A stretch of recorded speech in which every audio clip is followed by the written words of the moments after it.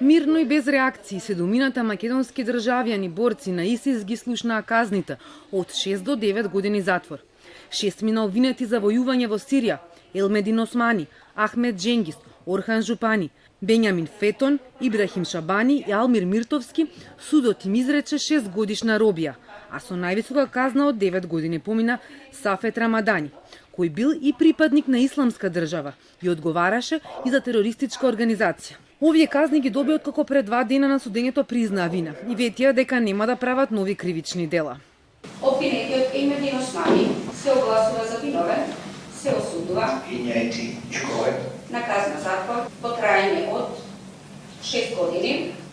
Обвинетиот Сафет Рамадани се огласува за виновен за кривично дело терористичка организација, се осудува на единствена казна затвор во траење од 9 години.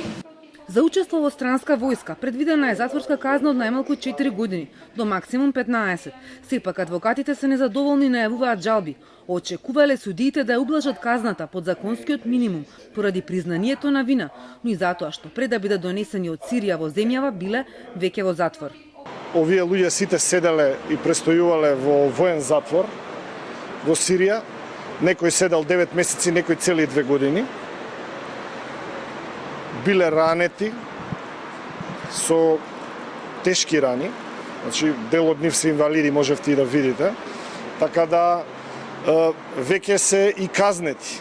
По одреден период сите обвинети биле уапсени од страна на сириските сили и ставени во воен затвор, зашто документација и докази нити обвинителот предложени или согласно сите досега изведени докази, нити пак досега имаме добиено таков документ за да не служи доказ, како доказ во постапкава. Согласно меѓународните стандарди треба да им се прифати, односно да им се засмета